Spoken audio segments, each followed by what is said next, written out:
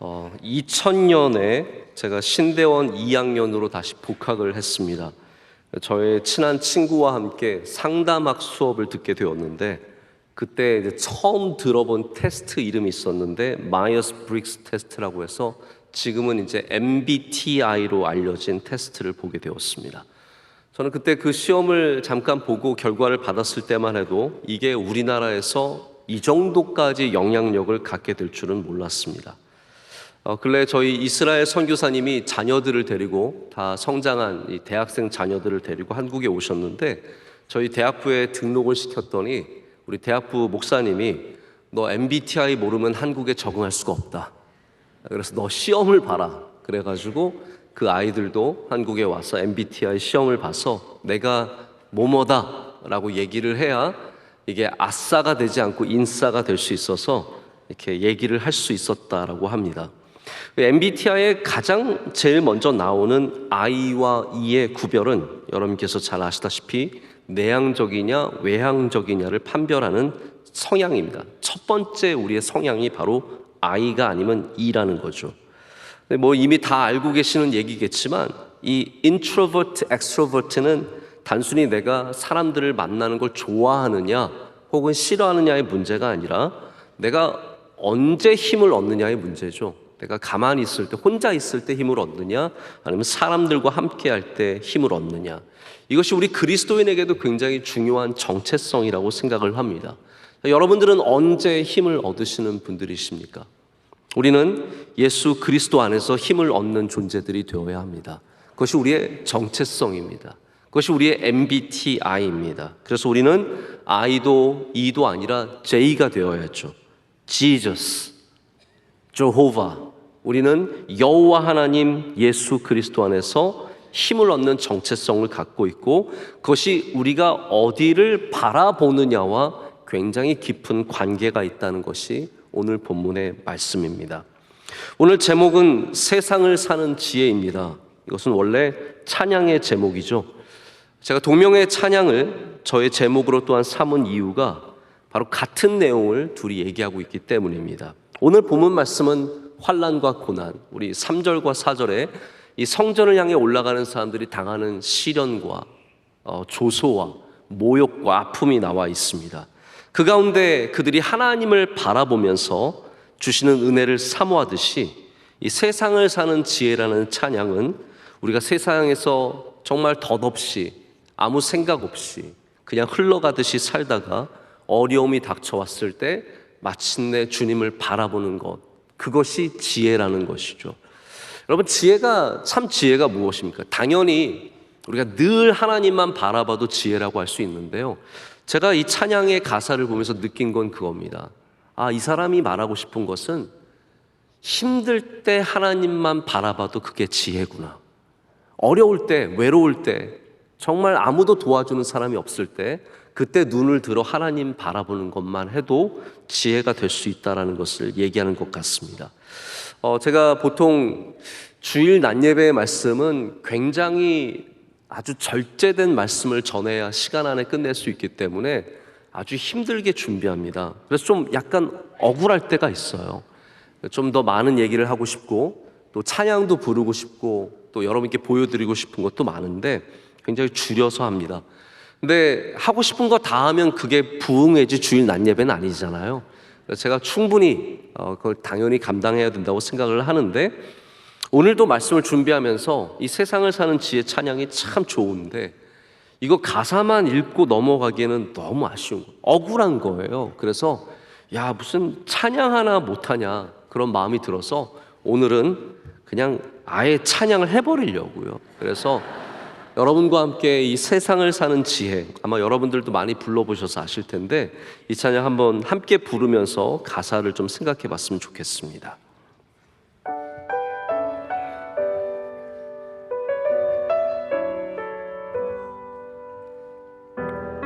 우리 다 함께 불렀으면 좋겠습니다.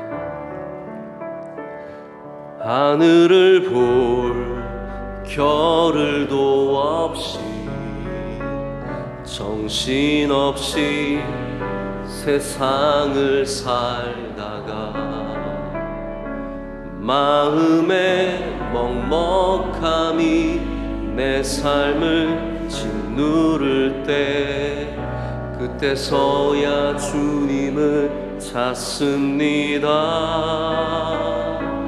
행복을 느낄 겨를도 없이 분주하게 세상을 살다가 인생의 허무함이 내 삶을 짓누를 때 그때서야 주님을 찾습니다. 오늘도 여전히 주님은 그 자리에서 우리를 끊임없이 돌보시는데 부족한 내 영혼은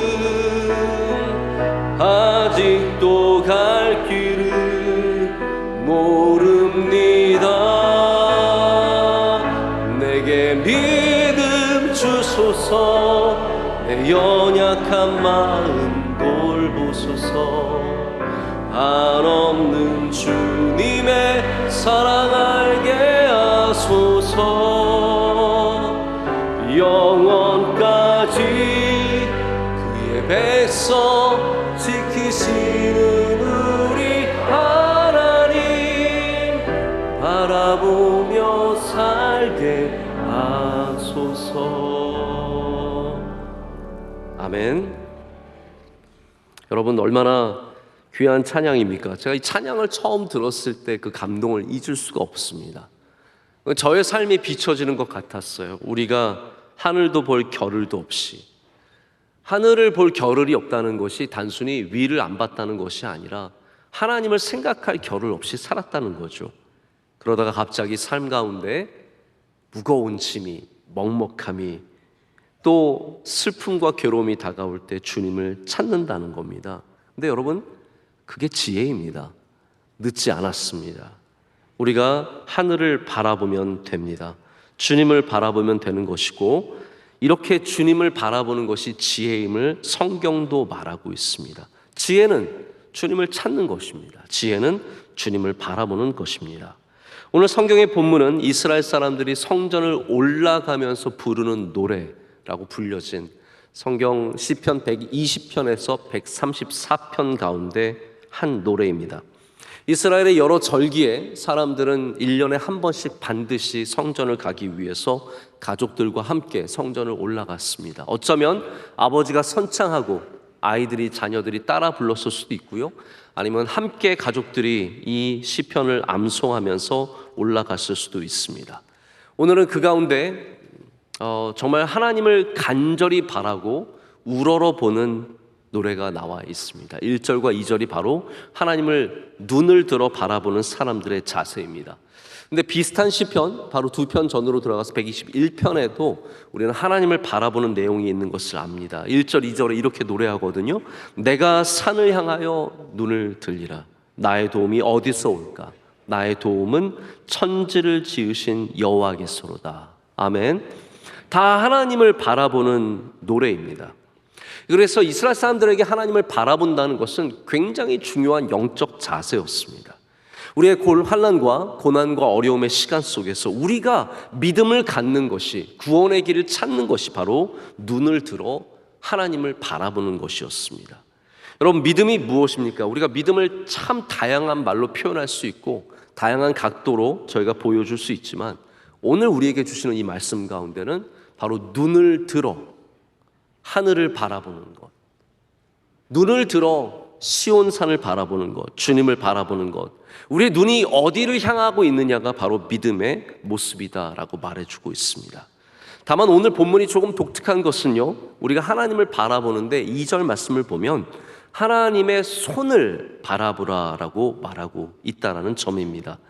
성경에는 하나님의 인격이 여러 모양으로 나타나는데요, 그 중에 대표적으로는 하나님의 얼굴과 하나님의 손이 나타납니다. 저는 이거를 약간 예전 청년대학부 때 말씀을 전할 때 제가 좀 구별해서 말씀을 전했던 적이 있습니다. 우리가 너무 하나님의 손만 바라본다라고 말했죠. 무슨 뜻이냐면요, 우리가 너무 하나님께 뭐 받는 거에만 집중해서 이렇게 자꾸 하나님의 손만 바라보기 때문에 우리가 더욱더 하나님의 얼굴을 좀 바라볼 필요가 있다라고 얘기를 했습니다. 실제로도 좀 인간 관계 속에서도 손만 바라보는 관계가 있거든요. 여러분이 만약에 누군가를 만날 때 자꾸 선물을 매번 주지 않습니까? 그러면 그 다음에 그 사람이 여러분 만날 때는요, 얼굴을 안 보고 손 봅니다. 뭐 또 똑같은 뭐 주나 이래서 손을 바라보게 돼 있습니다. 저도 교회, 이게 제가 농담 삼아 말씀을 드리지만 이게 다 사람이 그렇게 만들어져 가는 것 같아요. 저도 교인들 만날 때 예를 들어서 뭐 오늘 3부 예배 만나고도 제가 뭐 기도하는 시간이 있고 또 인사하는 시간이 있는데, 가끔 기도하다 보면은 이렇게 기도 받으시는 가정이 손에 뭘 들고 와요. 그러면 저는 기도 끝나고 보내줄 때 그걸 손을 바라봅니다. 안 주고 가나. 근데 안 주고 가는 사람들이 있어요. 그냥 그거는 원래 저에게 주기 위해서 가져온 게 아니라 그냥 가지고 온 건데, 저는 그냥 당연히 나 뭐 주나 보다 이 생각. 제가 그런 사람입니다. 손을 바라보는 거. 여러분, 자꾸 손만 바라보면 인격적인 만남이 이루어지기가 쉽지가 않습니다. 그래서 우리가 사실은 하나님의 얼굴을, 그 영광을, 하나님의 얼굴을 바라는 마음이 있어야죠. 근데 정말 하나님의 얼굴을 갖고 계시느냐? 그거는 사실 성경이 얘기하는 바는 아닙니다. 하나님의 인격이 얼굴로서 표현되고 하나님의 인격이 손으로서 표현되고 있습니다. 그래서 성경적으로 말하자면 하나님의 얼굴과 하나님의 손에는 차이가 없습니다. 하나님의 얼굴도 하나님의 성품이시고 하나님의 손도 하나님의 인격과 성품입니다. 그런데 오늘 저자는 상전, 즉 주인의 손을 바라보는 종들의 눈같이, 여주인의 손을 바라보는 여종의 눈길같이 바라보라는 거예요. 근데 여러분, 여기에 나오는 상전과 여주인은 어떤 사람일까요? 우리는 이 사람들이 어떠한 사람들인지 전혀 알 수가 없습니다. 그러나 그 비유가 되는 하나님은 어떠한 사람인지 분명하게 표현하고 있습니다. 하나님은 은혜를 베푸시는 분이시라는 거예요. 우리가 주님의 손을 바라보는 이유는 뭔가 나올 게 있을까가 아니라 주님의 손이 은혜를 베푸시는 손이기 때문에 그 손을 바라본다는 거죠. 실제로 하나님의 손이 바로 인격이 되셔서 우리같이 되셔서 이 땅에 오셨습니다. 예수님이시죠. 예수님께서 이 땅에서 하나님의 손의 역할을 얼마나 많이 감당하셨습니까? 예수님의 손이 진흙을 이겨서 눈먼 자의 눈에 바르게 되셨고, 그 눈먼 자는 눈이 뜨이는 은혜를 얻었습니다. 예수님의 손이 축사하셨을 때 사람들은 떡과 물고기를 배불리 먹었고 12광주리가 남았습니다. 예수님의 손이 한 소녀를 붙잡고 일으키시고 달리다굼 하셨을 때 이 소녀는 일어났습니다. 그 예수님의 손이 제자들의 발을 씻겼고, 그 예수님의 손이 십자가에 달리셔서 피를 쏟고 우리를 위해 죽으셨습니다. 예수님의 손은, 하나님의 손은 저 그냥 아름다운 대리석상, 멋진 다비드상의 손이 아니라 하나님의 손은 살아계셔서 역사하시는 손이시며 지금도 우리를 위해 일하시고 우리에게 은혜 베풀어 주기를 원하시는 손입니다. 여러분, 그 손을 어떻게 만날 수 있습니까? 우리의 눈을 들어 하나님을 우러러 볼 때 우리는 그 손을 만나는 은혜를 누리게 될 줄로 믿습니다. 그러나 정작 우리가 살아가는 이 시대는 우리의 손을 바라보는 시대입니다. 우리는 맨날 우리 손만 바라보고 살아요. 왜 그렇습니까? 지금이 핸드폰의 시대예요. 맨날 내 손만 바라보고 있습니다. 모든 무게의 중심이 핸드폰입니다. 여러분, 집을 나설 때 뭘 챙기십니까? 정신은 안 챙겨도 핸드폰은 챙기잖아요. 정신없이 나가도 이거는 반드시 가져나가야 되는 거예요. 제가 토요일 저녁마다 저희 아들에게 핸드폰을 줍니다. 너 오늘 저녁에, 저희 아들이 이제 핸드폰이 없기 때문에 하고 싶은 거 해라. 제가 핸드폰이 없는 반나절을 보내는데요, 굉장히 마음이 불안합니다. 뭔가 중요한 일이 생기는 건 아닌가.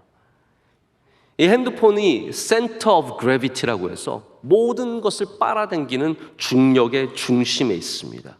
우리의 삶의 흐름이 다 핸드폰을 중심으로 이루어지고 있습니다. 지금 예배 시간에도 사실은 보이지 않는 곳에서 핸드폰을 붙잡고 예배를 드리시는 분들도 분명히 계실 겁니다. 3부 예배는 분명히 계시더라고요. 네.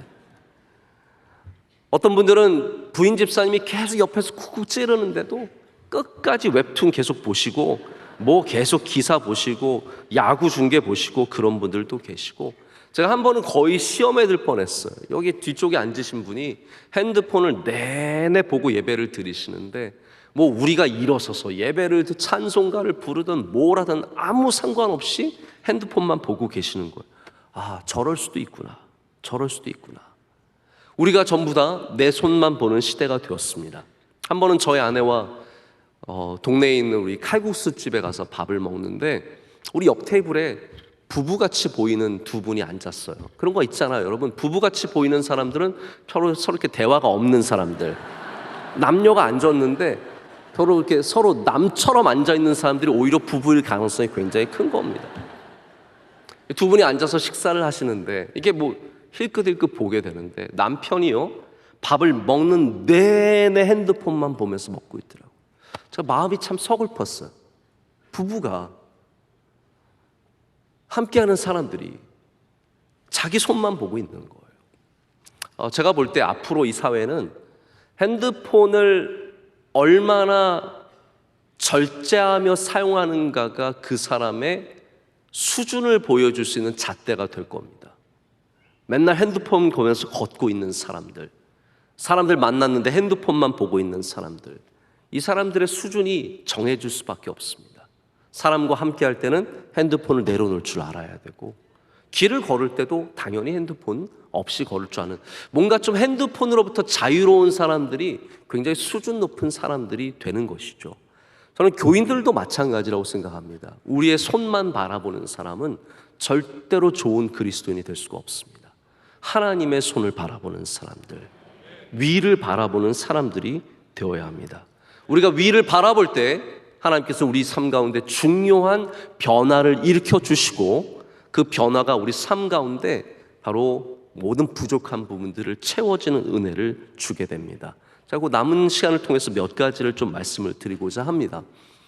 요즘에 스탠포드의 뇌과학자, 신경뇌과학자인데 이분이 굉장히 팟캐스트와 유튜브에서 각광받고 있는 것을 제가 발견하게 됐어요. 이분은 스탠포드 의대의 부교수인데 전공 분야가 시각과 뇌의 관계예요.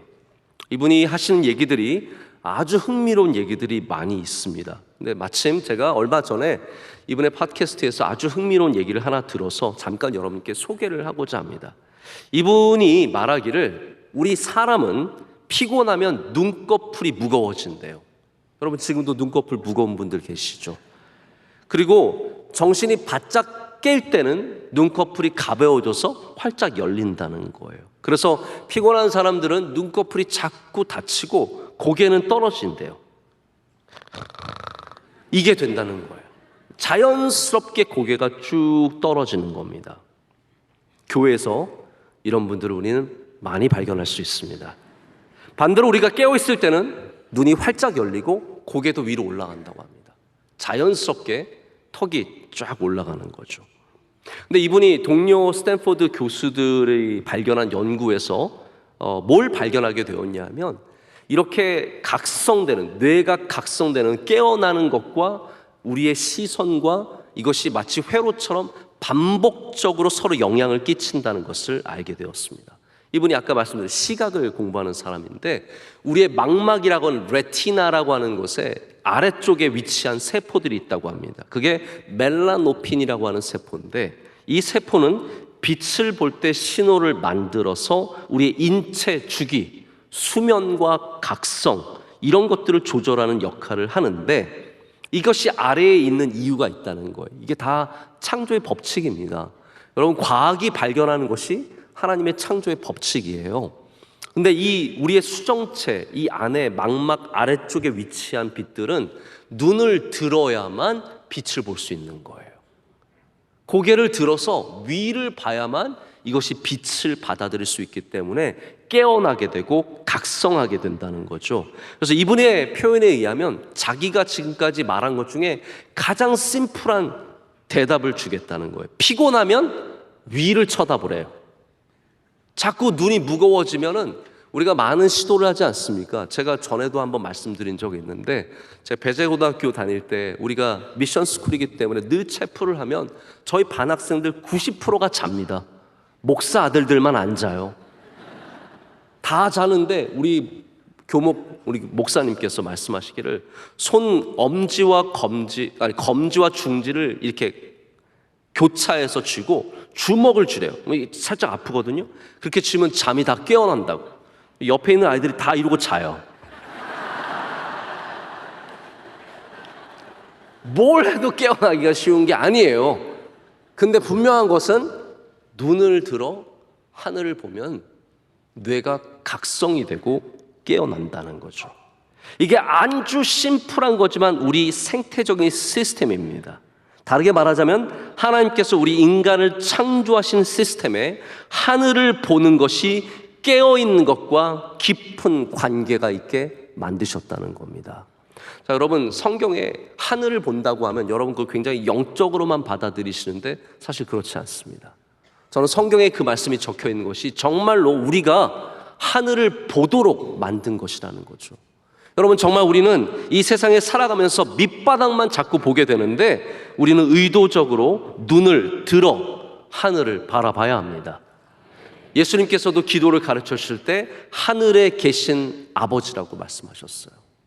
예수님께서 또한 승천하시면서 하늘로 가셔서 하늘에서 오신다고 하신 말씀은 이것이 진짜 실제적인 공간과 깊은 관계를 갖고 있기 때문입니다.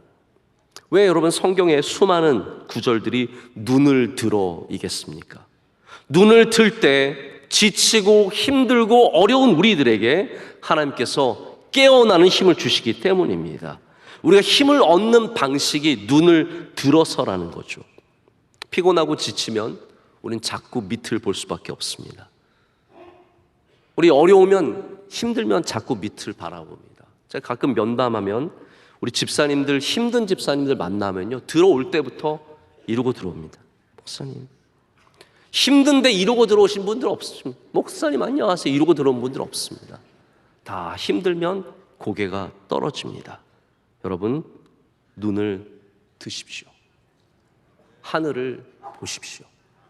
그러면 하나님의 손이 여러분을 위로하시고 은혜를 주실 것을 믿습니다.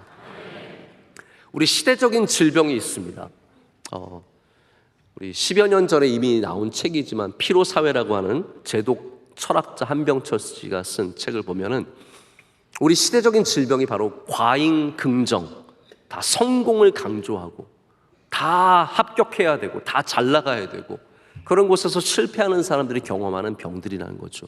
우울증과 주의력 결핍증, 신드롬 이런 것들이 다 우리나라가 너무 지나치게, 이 시대가 지나치게 성공을 강조하기 때문에 생겨나는 정신적 질병이라고 얘기를 합니다.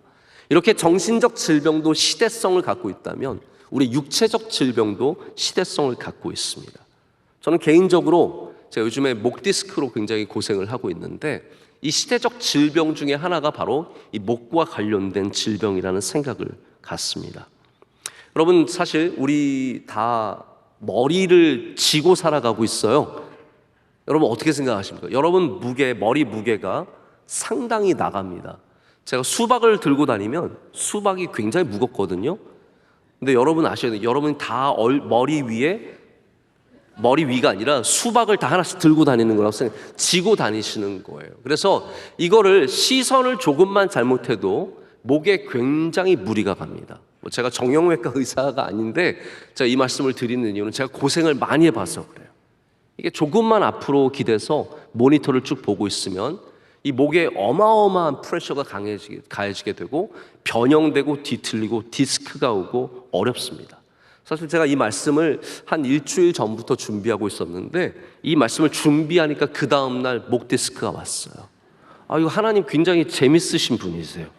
저보러 고생하면서 준비해 보라는 거죠.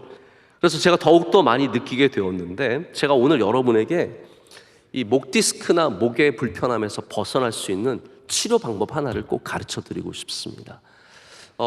이거는 뭐 우리가 병원에서 치료하는 것과는 다른 차원이지만, 저는 많은 걸 해봤을 때 가장 도움이 됐던 것이 이거라고 말씀을 드릴 수 있어요. 이게 뭐냐 하면, 팔을 들어서 어깨를 뒤로 제치는 겁니다. 따라 하셔도 괜찮습니다. 네, 따라 하셔도. 이렇게 딱 뒤로 제치는데, 이 견갑골이라고 하는 날개가 있거든요. 사람도 날개가 있습니다. 뒤에 날개 같은 거를 딱 모아주시고, 그 다음에 고개를 들어서 위를 보는 거예요. 근데 위를 보는데 너무 천장, 이거 우리나라 사람들 과도하게 하시는 분들이 계시는데, 천장을 보면 경동맥이 막혀서 죽을 수 있어요.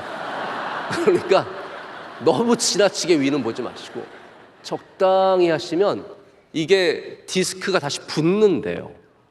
그래서 저도 이거를 아주 효과를 보면서 하고 있어요. 시원하시죠? 이거 오래 예배 시간이라서 오래 못 하셔서 그러신데, 집에 가셔서 꼭 해보시고, 이 방법을 배우셨으니까 나가실 때 1,000원씩 내고 나가시면 되겠습니다.